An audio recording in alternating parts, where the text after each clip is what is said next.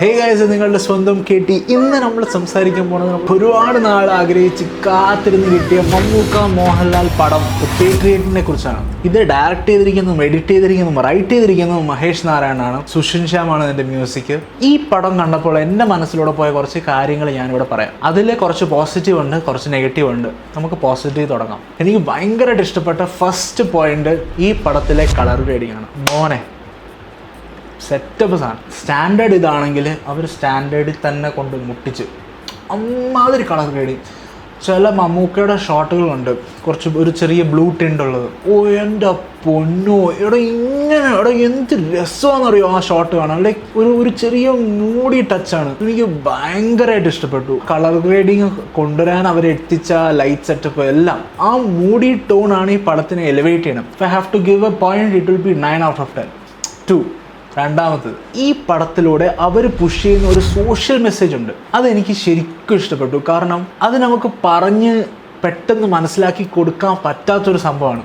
എത്ര പറഞ്ഞാൽ ആൾക്കാർക്ക് അത് മനസ്സിലാവില്ല. അവരുടെ ഇഗ്നോറൻസ് ആയിരിക്കാം, അവരുടെ അറിവില്ലായ്മ ആയിരിക്കാം. So this movie talks about a spyware called periscope. ഈ സ്പൈവെയർ എങ്ങനെ നമ്മുടെ കയ്യിലേക്ക് എത്തുന്നു? ഇവർ പറയുന്നത് once it is in the system, spyware നമ്മുടെ ക്യാമറ, നമ്മുടെ മൈക്രോഫോൺ, നമ്മൾ അതിൽ ടൈപ്പ് ചെയ്യുന്ന പോകുന്ന എല്ലാ കാര്യങ്ങളും എല്ലാം ഒരു തേർഡ് പാർട്ടി സെൻറ്റർ ഉണ്ട്. അവിടേക്ക് നമ്മൾ ചെയ്യുന്ന എല്ലാം അവർ ഷെയർ ചെയ്യും. സോ വാട്ട് ഹാപ്പൻസ് ഇസ്, ആ സിസ്റ്റത്തിൻ്റെ ഫ്രണ്ടിൽ നിന്ന് നമ്മൾ ചെയ്യുന്ന എല്ലാം അവർ കാണുന്നുണ്ടാവും. നമ്മൾ അതിൻ്റെ ഫ്രണ്ടിൽ നിന്ന് തുണി മാറുവാണെങ്കിൽ അത് അവിടെ പോകും. നമ്മുടെ ലോണിൻ്റെ പ്രശ്നങ്ങൾ, നമ്മൾ ലോൺ അപേക്ഷിക്കുന്ന കാര്യങ്ങൾ, നമ്മുടെ വീട്ടിലെ ആരോഗ്യ പ്രശ്നങ്ങൾ, ഇതെല്ലാം അവർ ട്രാക്ക് ചെയ്യുന്നുണ്ട്. സോ ഇതെല്ലാം അവർ കളക്ട് ചെയ്തിട്ട് ഈ ഒരു അസറ്റ് വെച്ച് നമ്മളെ അവർ ബ്ലാക്ക്മെയിൽ ചെയ്യും. അതാണ് പെരിസ്കോപ്പിൻ്റെ പ്രശ്നം. സോ ഫസ്റ്റ് ഈ പെരിസ്കോപ്പ് എങ്ങനെ വീട്ടിലേക്ക് എത്തുന്നത്? ഈ ഗവൺമെൻറ് ഫ്രീ ആയിട്ട് കൊടുക്കുന്ന ലാപ്ടോപ്പ്, മൊബൈൽ ഫോൺ, ഇങ്ങനത്തെ സംഭവങ്ങളുണ്ടല്ലോ, ഇതിലൂടെയാണ് ഫസ്റ്റ് വരുന്നത്. അവർ ഈ സ്പൈവെയർ പ്രീ ഇൻസ്റ്റാൾഡ് ആയിട്ട് വെച്ചിട്ടുണ്ടാവും. രണ്ടാമത്, ഇത് അന്വേഷിക്കാൻ പോകുന്ന ആൾക്കാരുടെ ഫോണിലേക്കും ഇത് കടന്നെത്തുന്നു. അവരുടെ ജീവിതം അങ്ങനെ കുളമാവുന്നു. അങ്ങനെ കുറച്ച് പരിപാടികൾ ഇതിൽ കാണിക്കുന്നുണ്ട്. സോ ഇതാണ് ഈ പെരിസ്കോപ്പ് എന്ന് പറഞ്ഞ സ്പൈവെയറിൻ്റെ ഒരു basic idea. So this is the message that they are trying to push through this movie. ഇങ്ങനത്തെ കുറച്ച് സ്പൈവെയറും അത് നമ്മുടെ ലൈഫിലേക്ക് വരുമ്പോൾ ഉണ്ടാകുന്ന പ്രശ്നങ്ങളും, സോ ഇത് അന്വേഷിക്കാൻ പോകുന്ന ആൾക്കാരും അവരുടെ ജീവിതങ്ങൾ എങ്ങനെ, എത്ര നിലയിൽ അത് തകരുന്നു എന്നുള്ളതാണ് ഈ സിനിമയിലൂടെ നമ്മളെ കാണിക്കുന്നത്. I loved it.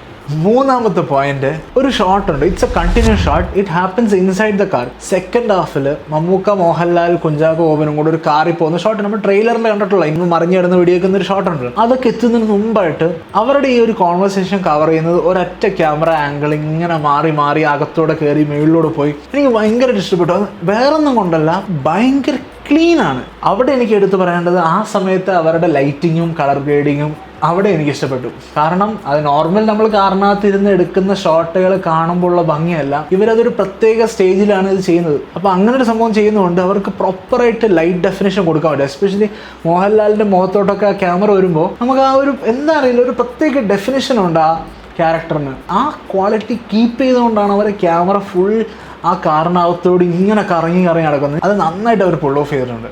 ഇനി നാലാമത്തെ പോസിറ്റീവ് ഞാൻ പറയാം. ഇതിൽ മാസ് എൻട്രീസ് ഒന്നുമില്ല. ഇത്രയും വലിയ ക്യാരക്ടേഴ്സായ മമ്മൂക്ക, മോഹൻലാൽ, അത് കഴിഞ്ഞ് കുഞ്ചാക്കോ ബോബൻ, ഫഹദ് ഫാസിൽ, രേവതി, ഇവരെല്ലാം ഉണ്ടെങ്കിലും ഇവർക്കൊന്നും ഒരു മാസ് എൻട്രി ഫസ്റ്റ് ഗ്ലിംസിൽ കൊടുക്കുന്നില്ല. അവർ എഡിറ്റ് ചെയ്യുന്നതിൻ്റെ ആ ക്ലിപ്പ് കുറച്ച് കട്ട് ചെയ്തിട്ട് ഉപയോഗിച്ചിരുന്നെങ്കിൽ അത് മാസ് എൻട്രി ആയാലും. ബട്ട് അങ്ങനെയല്ല. ഈ സിനിമയിൽ എല്ലാവരും ഗ്രൗണ്ടഡാണ്. ആ സ്റ്റാർഡം ഇതിൽ അവർ ആ രീതിയിൽ ഉപയോഗിച്ചിട്ടേ ഇല്ല. അത് കഴിഞ്ഞ് പിന്നീട് മമ്മൂക്ക ഒരു പുകയിടലോട് വരുന്നൊരു ഷോട്ടുണ്ട്. എൻ്റെ അമ്മോ, അത് വേറെ ലെവൽ. അത് അവിടെ ഇരിക്കട്ടെ.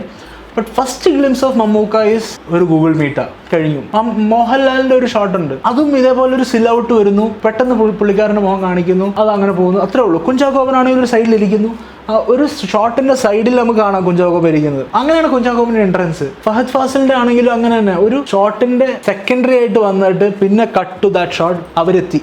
എനിക്ക് ഫഹദ് ഫാസിലിൻ്റെ ഒരു ഷോട്ട് ഒന്നവർ കട്ട് ചെയ്തിരിക്കുന്നത് ഭയങ്കര നല്ല എൻട്രൻസ് ആയിരുന്നു. കാരണം പുള്ളിക്കാരൻ ഒരു സ്റ്റേജിലോട്ട് നടക്കാൻ പോകും ഒരു പ്രസൻറ്റേഷന് വേണ്ടി. അങ്ങനെ നിൽക്കുന്ന സമയത്ത് ആ ഷോട്ട് പുള്ളിക്കാരൻ ഇങ്ങനെ മുടി ചെയ്യിട്ട് നടന്നു തുടങ്ങും. അപ്പോൾ ബാക്കിലെ ക്യാമറ അവിടെ നിന്ന് തുടങ്ങിയാൽ മതിയായിരുന്നു. പക്ഷെ അതിന് പകരം അവർ മുടി ചെയ്യുന്നത് കാണിക്കും, മുഖം കാണുന്നുണ്ട്. അത് കഴിഞ്ഞിട്ട് മുമ്പിലോട്ട് പോകുമ്പോൾ ക്യാമറ പുറകിലൂടെ പോയി കറങ്ങി വന്ന് മുഖം കാണിക്കും. അപ്പോൾ ആ ഒരു ചെറിയ ഭാഗം അവർ വെക്കുന്നതിലൂടെ അവർ ആ സ്റ്റാർഡത്തിൻ്റെ സംഭവം അവർ ഇല്ലാണ്ടാക്കുക. ലൈക്ക് അത് ഭയങ്കരമായിട്ട് ഗ്രൗണ്ട് ചെയ്യുക അവർ. അതെനിക്ക് ഭയങ്കരമായിട്ട് ഇഷ്ടപ്പെട്ടു. അതുകൊണ്ട് ഞാൻ പറയണത് ഇതൊരു ഹോളിവുഡ് ലെവൽ ട്രീറ്റ്മെൻറ്റാണ്. Like full movie colour grading ആണെങ്കിലും ഈ ഒരു രീതിയിലുള്ള കട്ട്സ് ആണെങ്കിലും എല്ലാം എനിക്ക് ആ ഒരു ഇൻ്റർനാഷണൽ സ്റ്റാൻഡേർഡ് എനിക്ക് തോന്നിച്ചു. അവിടെയാണ് എൻ്റെ നെഗറ്റീവ് സ്റ്റാർട്ട് ചെയ്യുന്നത്. എനിക്ക് നെഗറ്റീവായിട്ട് പറയേണ്ട ഒരു സംഭവം, ഇത് ഹോളിവുഡ് ഇൻ്റർനാഷണൽ പരിപാടി ട്രീറ്റ്മെൻ്റ് ഒക്കെ ആണെങ്കിൽ പോലും it's a very big movie. ഒരു 3 മണിക്കൂറോളം വരുന്നുണ്ട്. ഫസ്റ്റ് ഹാഫ് തന്നെ തീരാൻ 1.5 മണിക്കൂർ എടുക്കുന്നുണ്ടെന്ന് എൻ്റെ ഒരു വിശ്വാസം. എന്തിന് ഇത്ര സമയം? ലൈക്ക് അതിനൊരു ജസ്റ്റിഫിക്കേഷൻ എനിക്ക് കണ്ടില്ല. ഈ രീതിയിലാണ് അവരുടെ കട്ടുകളെല്ലാം ആണെങ്കിൽ പോലും നമ്മുടെ മലയാളി ഓഡിയൻസിന് വേണ്ടിയിട്ടാണെന്ന് തോന്നുന്നു ചില സീൻസൊക്കെ അവർ നീട്ടി പരത്തി മനസ്സിലാക്കി എടുത്ത് കാണിച്ച്, ഓക്കെ ഇതാണ് മനസ്സിലായല്ലോ, ഓക്കെ മനസ്സിലായല്ലോ, ഓക്കെ അല്ലല്ലേ എന്നാൽ കട്ട് ചെയ്തു. ഹോളിവുഡ് ലെവലിൽ വരുമ്പോൾ അങ്ങനെയല്ല. അവർ ചില കാര്യങ്ങൾ നേരെ A to C പോവും, B നമ്മൾ മനസ്സിലാക്കിയിരിക്കും. അത്ര എഫിഷ്യൻ്റ് ആയിട്ടാണ് ഷോട്ട് വെക്കുന്നത്. അതുകൊണ്ടാണ് അവരുടെ പടങ്ങൾ 1.5 മണിക്കൂർ തീരും ചിലപ്പോൾ, മനസ്സിലായോ? ബട്ട് ഇതിലെനിക്ക് തോന്നിയത് ചില കാര്യങ്ങളൊക്കെ we could have said A to C, B പറയേണ്ട ആവശ്യം ഉണ്ടായിരുന്നില്ല. ബട്ട് കുഴപ്പമൊന്നുമില്ല. But for me it was too lengthy. അത് പറഞ്ഞപ്പോഴാണ് എനിക്ക് സിമിലാരിറ്റി തോന്നി. നമ്മുടെ സ്റ്റാർ വാർസ് ഒക്കെ കാണുമ്പോൾ തോന്നുന്നൊരു സംഭവം ഉണ്ടല്ലോ, തുടക്കം ഒന്ന് പിടിച്ചൊരു അരമണിക്കൂർ ഇരിക്കാൻ പറ്റിക്കഴിഞ്ഞാൽ ബാക്കി പടം നമുക്ക് ഇരിക്കാം. കാരണം ആദ്യം കുറച്ചധികം സ്ലോ ആയി, ഇങ്ങനെ നീട്ടിപ്പരത്തി വരും. പക്ഷെ അത് കഴിഞ്ഞിട്ട് അതിൻ്റെ പേസിങ് കയറി നമ്മൾ പിന്നെ സീറ്റിൽ നിന്ന് അനുകൂല പിന്നെ നമ്മൾ നോക്കിയിരിക്കും എന്താ സംഭവം അറിയാൻ വേണ്ടിയിട്ട്. അങ്ങനെ ഒരു ഫീൽ എനിക്ക് കിട്ടി. രണ്ടാമത്തെ പോരായ്മയായിട്ട് എനിക്ക് തോന്നിയത് ഇതിൻ്റെ എഡിറ്റിംഗ് കട്ട്സ് ആണ്. ലൈക്ക് ഭയങ്കര ഫാസ്റ്റ് പേസ്ഡ് കട്ട്സ് ആണ്. ലൈക്ക് ചില സമയത്ത് okay I can understand why they are using it. But ചില സമയത്തുണ്ടല്ലോ ഭയങ്കരമായിട്ട് കട്ട് ചെയ്യുന്നത് വെച്ചാൽ മൾട്ടിപ്പിൾ ആംഗിൾ ഒരേ സമയത്ത് ഒരു ഷോട്ട് തന്നെ, നടന്നു പോകുന്ന ഷോട്ട് തന്നെ പല ആംഗിളിൽ അവർ കവർ ചെയ്യുന്നുണ്ട്. ഇതെല്ലാം അവർ കാണിക്കുന്നുണ്ട്. ചില സമയത്ത് ആ ഒരൊറ്റ ഷോട്ട് സസ്റ്റെയിൻ ചെയ്ത് വെച്ചാൽ തന്നെ തീരാവുന്ന പ്രശ്നമുള്ളൂ. ബട്ട് അങ്ങനെയല്ല, അതിൻ്റെ മേളിൽ ആംഗിൾ ഇത് എന്നിട്ട് ചില സമയത്ത് കറങ്ങിയൊക്കെ പെട്ടെന്നൊക്കെ വരും. ഓക്കെ ആ ഷോർട്ട് രസമുണ്ട്, പക്ഷെ അത് ആ ഒരു എഡിറ്റിൽ എനിക്ക് അങ്ങോട്ട് വർക്കാവുന്നില്ല. ചില സമയത്ത് ഞാൻ ഭയങ്കര ഡിസോറിയൻറ്റഡ് ആയിരുന്നു. ഇത്രയും കട്ടുകൾ ഒരൊറ്റ സാധനം കാണിക്കാൻ വേണ്ടിയിട്ട്. ഫൈറ്റ് സീക്വൻസ് വരുമ്പോൾ അതിനേക്കാളും കട്ടുകളാണ്. എന്ന് വെച്ചാൽ ഭയങ്കര ക്ലോസപ്പ് വെക്കുന്നത്. ഇവർ നമ്മൾ ഹോളിവുഡ് പടങ്ങൾ കാണുന്ന പോലെ കുറച്ചും കൂടെ വൈഡായിട്ട് വെച്ചിട്ട് കൈയും കാലും കാണിക്കുന്ന പോലെയല്ല. ഇതൊരു ഫൈറ്റ് അടക്കണമെങ്കിൽ ഭയങ്കര ക്ലോസപ്പ്, ഇങ്ങനെ ഇടിയൊക്കെ പോകുന്നത് മാത്രമേ വരത്തുള്ളൂ. കാരണം ഒബ്വിയസ്ലി എനിക്ക് മനസ്സിലാവും, കാരണം ഇത്രയും സീനിയറായിട്ടുള്ള ആക്ടേഴ്സിന് വെച്ചാൽ ചെയ്യുന്നത്, സ്റ്റണ്ടുകൾ ചെയ്യുന്നത്, അവർ കുറേയൊക്കെ പറ്റുന്നത്ര ചെയ്യുന്നുണ്ട്. അപ്പോൾ കുറേയൊക്കെ നമുക്ക് കവറപ്പ് ചെയ്യേണ്ടി വരും അവരുടെ ആ പോരായ്മകൾ. അപ്പോൾ അതിനുവേണ്ടി നമ്മളെപ്പോഴും കുറച്ച് ക്ലോസപ്പ് വെക്കും. പക്ഷെ ഇത് ഭയങ്കര ക്ലോസപ്പ് വെക്കുകയും ചെയ്യും, ഭയങ്കരമായിട്ട് കട്ട് ചെയ്ത് മാറ്റുമ്പോൾ നമുക്ക് ഭയങ്കര ഡിസോറിയൻറ്റിംഗ് ആയിട്ട് തോന്നി. അതാണ് എനിക്ക് സെക്കൻഡ് ഒരു സംഭവം തോന്നിയത്. ഞാൻ ഭയങ്കര ടെക്നിക്കലായിട്ട് ഇങ്ങനെ അതുമാത്രം ഇരുന്ന് നോക്കി കാണുന്നതുകൊണ്ടാണ് എനിക്ക് ഇങ്ങനെ ചില സമയത്ത് എൻജോയ് ചെയ്യാൻ പറ്റാണ്ട് പോകണം. ചില കാര്യങ്ങൾ കുറച്ചധികം ഇമോഷണൽ സീൻസ് ഉണ്ട്, കുറേ നല്ല മെസ്സേജസ് ഇവർ പറയുന്നുണ്ട്.